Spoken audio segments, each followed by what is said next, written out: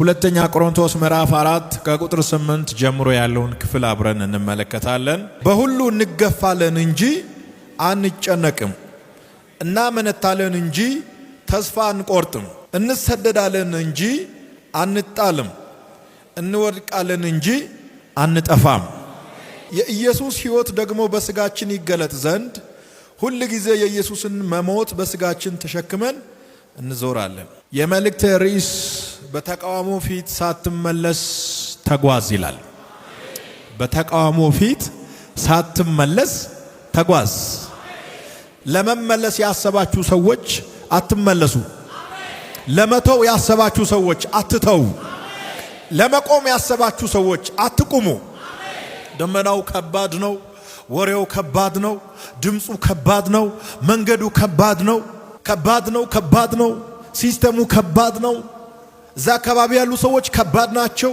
እዚያ አካባቢ ያለው ኤንቫይሮንመንት በጣም ከባድ ነው ብላችሁ ለራሳችሁ የነገራችሁ ሰዎች፣ አንድ ሰው በነገራችን ከባድ ነው ካለ ለመቆም አስቧል ማለት ነው። እንትኑ ከባድ ነው ብሎ ከአፉ ማውጣት ከጀመረ ያ ሰው ለመቆም አስቧል ማለት ነው። ኦልሬዲ 50 ወይ 60% ተሸንፏል። የሁኔታውን ክብደት ከምታውጁ እናንተ ውስጥ ያለውን ከባዱን ጌታ በመተማመን እኔ ከባድ ነኝ ብትሉ ይሻላችኋል። እስኪ አንድ ሰው እኔ ከባድ ነኝ ይበል። አውጁ እስኪ እዚህ አካባቢ ለሟርተኞች እኔ ከባድ ነኝ፣ ለሚያስጨንቁት ሁሉ እኔ ከባድ ነኝ።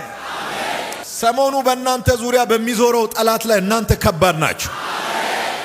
ለቤተሰብ መርገም አንተ ከባድ ነህ። ጠልፎ በምጥል መንፈስ ላይ አንተ ከባድ ነህ። ጨለማ ይስማ አንተ ነህ ከባድ። ሁኔታ ይስማ አንተ ነህ ከባድ። ማጣትን ማሸነፍ ትችላለህ። በሽታን ማሸነፍ ትችላለህ። እርግማንን ማሸነፍ ትችላለህ። በሁለተኛ ቆሮንቶስ ምዕራፍ 4 ቁጥር 8 ጀምሮ ባለው ክፍል ሐዋርያው ጳውሎስ ነግሮናል። ምን ብሎ?